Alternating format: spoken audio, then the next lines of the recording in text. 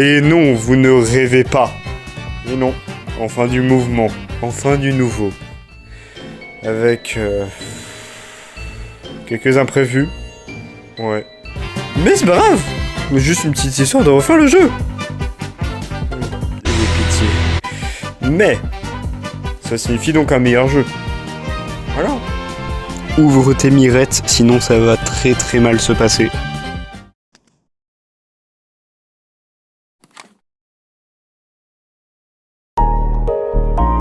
Tout d'abord, le protagoniste change de nom pour éviter les confusions avec Saul de Alterverse. Il va également changer d'apparence physique. Globalement, le remake va retirer certaines choses du jeu, mais le principal reste. Pour accélérer la production du jeu, certains personnages seront donc écartés et d'autres rendus plus majeurs. Surtout dans le cas de Enivar, le tuteur de Pantsinko. A noter d'ailleurs que la maison du protagoniste a eu un sacré glow-up. Et le reste aussi, tu me diras. Point important, je fais une BD pour lier temporellement Estrelid à l'univers de Alterverse, qui inclut Arsène. Et de nouveaux personnages par ailleurs. Mais vous inquiétez pas, les personnages d'Estrelid reviendront.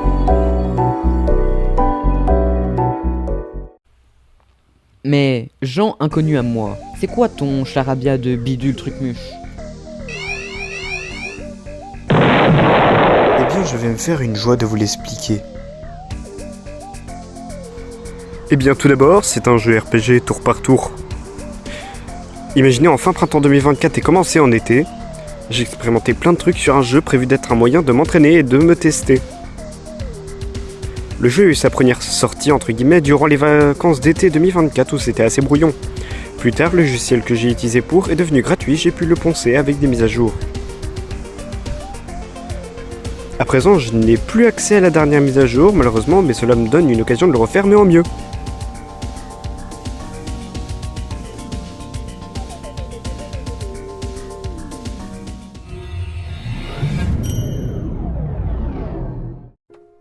Ça, c'était la carte du jeu avant.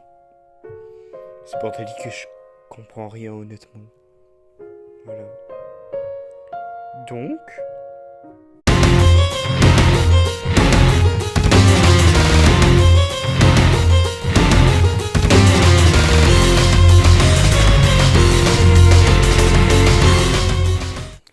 tout d'abord, nous allons préciser 2-3 petits trucs sur la carte. Possiblement passible de changement, si vous voyez ce que je veux dire. Sur ce, je vous rends pour une explication. Déjà, comprenons où on commence. C'est pas très net, mais on commence ici, au Sylph Village. C'est là où on récupère les premiers personnages, et où le principe est dit. Ensuite, les protagonistes passent dans une forêt, Darkwood. Elle a quelques secrets en elle, comme un donjon pour le personnage le plus OP du jeu, et un village elfique débloqué avec un personnage. Ce sont nos 2 premières zones qui vont apprendre aux joueurs les bases du jeu et les récompenses de fouilles. Puis ensuite, ils sont lâchés dans le grand bain. Saint-Étia. Saint-Étia regorge beaucoup d'environnements. La zone vert fluo représente les plaines et les forêts. La zone jaune est un désert. Le marron, c'est un mesa. Et puis la jaune au sud, c'est une plage. Et la dernière zone de Saint-Étia est Whiteland, une zone de neige. À présent, intéressons-nous au village de Saint-Étia, puis après au reste. Le port de Croissant. Lieu idéal en vacances en côte, on y croise des ennemis logiques. Des chip-chip, crabes et oiseaux par exemple. Après, c'est le lieu le plus aisé pour devoir de l'argent, si tu vois ce que je veux dire. Vous connaissez Dimitri l'oséiste, non?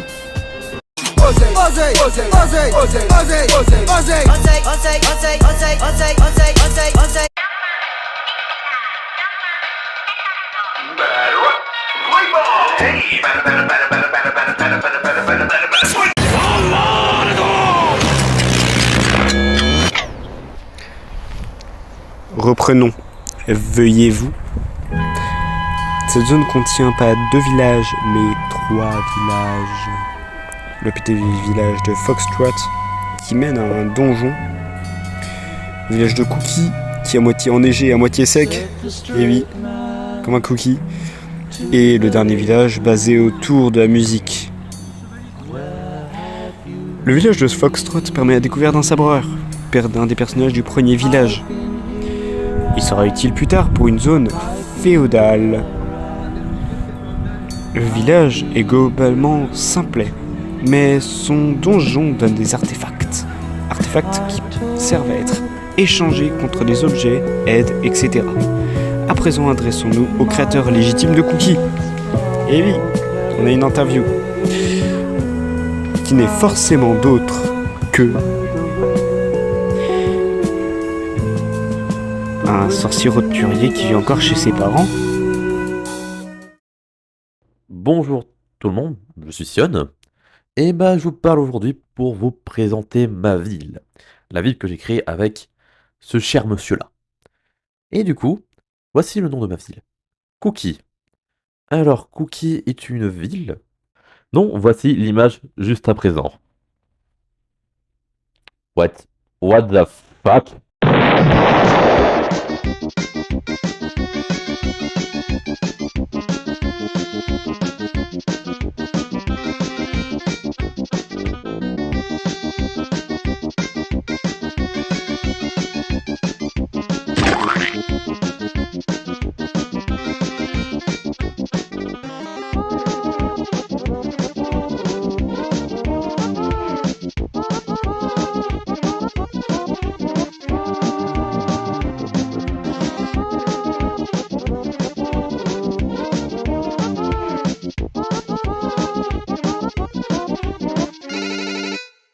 Ouais, par la puissance de je ne sais pas comment, ce petit être est arrivé dans le jeu.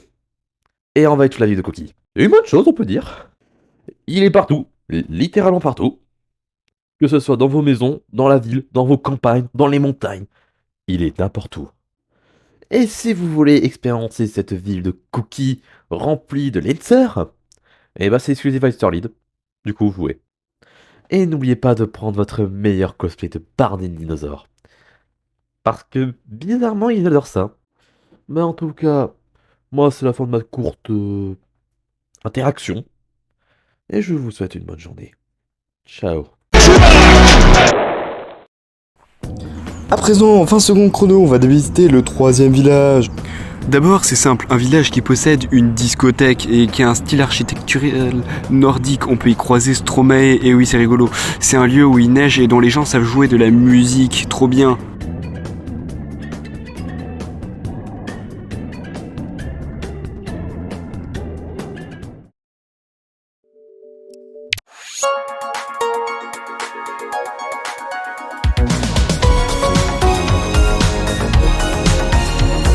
Je pense c'est pour ça que les gens me détestent. MDR, LUL, UBAKA.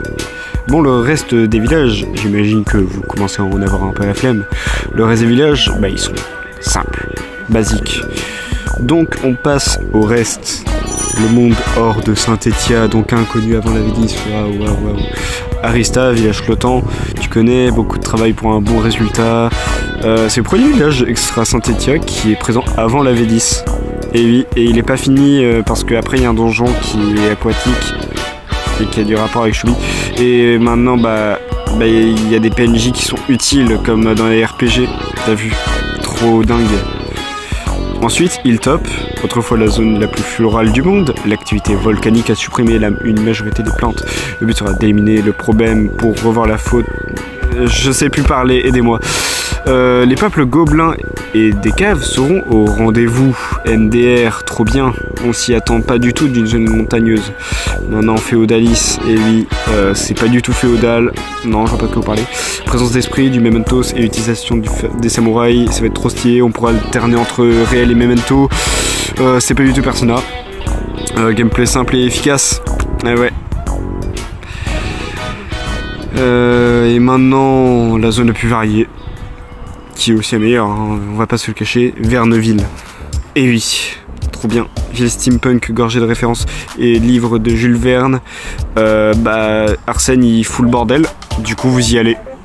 Et cette zone est divisée en plusieurs sections. J'imagine bien un moment où tu fais des parcours dans le ciel avec des zeppelins qui chutent, etc. C'était trop stylé.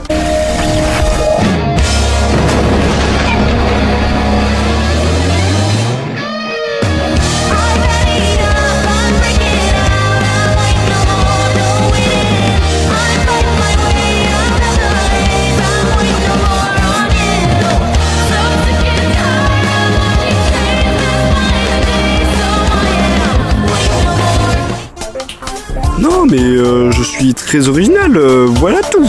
Bref, vous aurez plusieurs zones, c'est tout.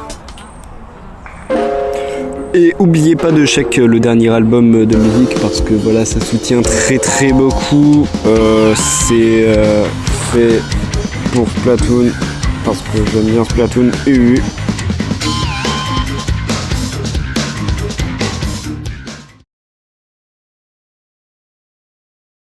Think fast, Chuckle Nuts!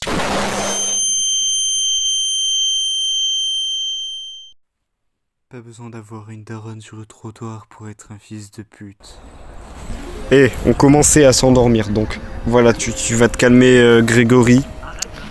Et en plus, on a enfin fini. Voilà. Bah, faut voir le positif.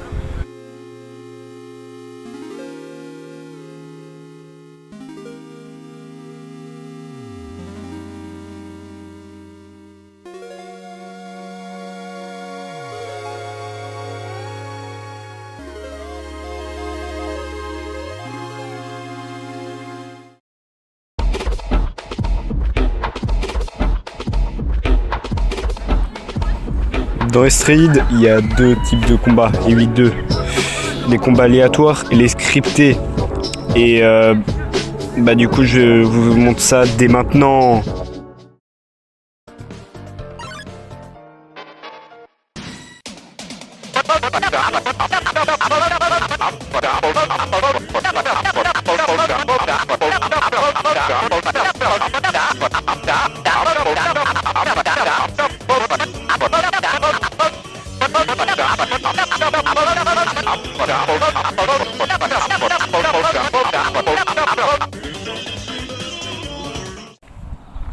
Et les scriptés, en fait, c'est juste des combats préfaits où l'ennemi il est sectionné et en fait ça agit sur l'histoire ou quelque chose.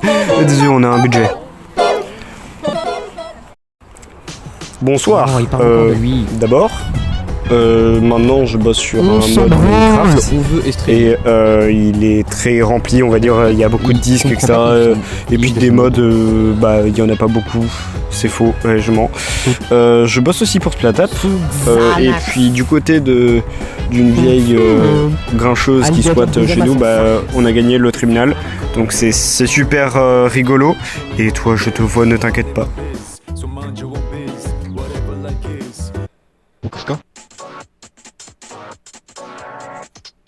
L'objectif de Estrade n'est pas d'avoir une histoire fixe, elle est volatile.